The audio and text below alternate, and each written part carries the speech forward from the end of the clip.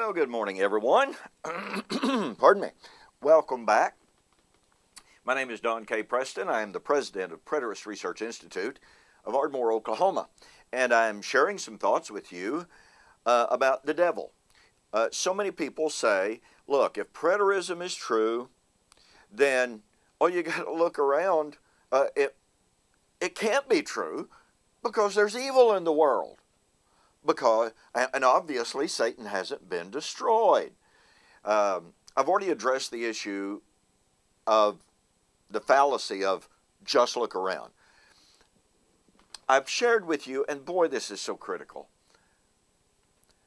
The New Testament states emphatically, repeatedly, Jesus came, number one, to destroy the works of the devil. 1 John chapter 3, 8 and 9.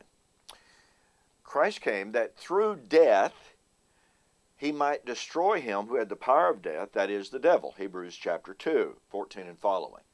Now I want you to notice that through his death, by the power of his death, not at the point of, but through his death, he would destroy the devil.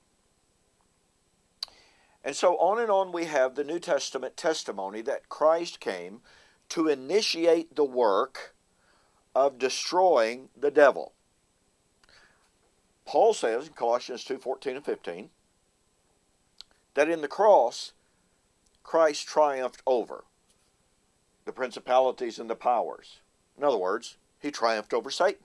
Now, there is a direct one-to-one relationship between the kingdom and the defeat of Satan. Notice in Matthew chapter 12 as Jesus cast demons out of a young man. And of course he's accused of doing that by the power of the devil. And Jesus refutes that nonsense.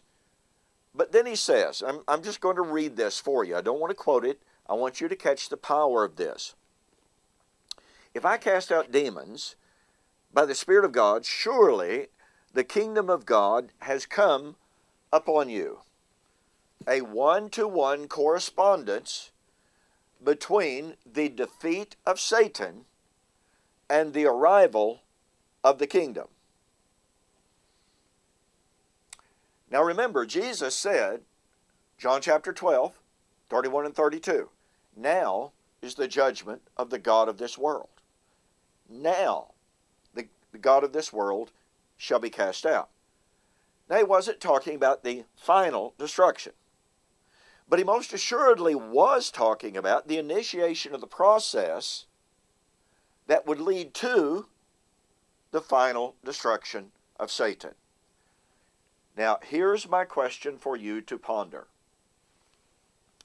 Since there is a one-to-one correspondence between the defeat of Satan and the arrival of the kingdom, okay? And Jesus came to destroy Satan. We also know he came to establish the kingdom. Here then is the question. Did Christ fail? You know, it's interesting to me that an awful lot of people in the post-millennial world, in the amillennial world, and some even in the preterist world say, oh, no, Christ couldn't fail. Just couldn't fail. He came to establish the kingdom has been established. And then they want to turn around and say, oh, but wait, Satan has not been destroyed. Satan hasn't been overcome. Wait a minute. One-to-one correspondence between the establishment of the kingdom and the destruction of Satan. Here then is the great question. Once again, did Jesus fail? Now, my dispensational friends say Jesus came to establish the kingdom, but because of Jewish unbelief, he couldn't do it, so the kingdom was postponed, God established the church. I want to share with you the idea that the Old Testament and the predictions of Jesus' coming establish unequivocally, undeniably, and irrefutably that Jesus in his mission, and remember, his mission was to destroy the works of the devil. His mission was to establish the kingdom. In the next segment, you don't want to miss this.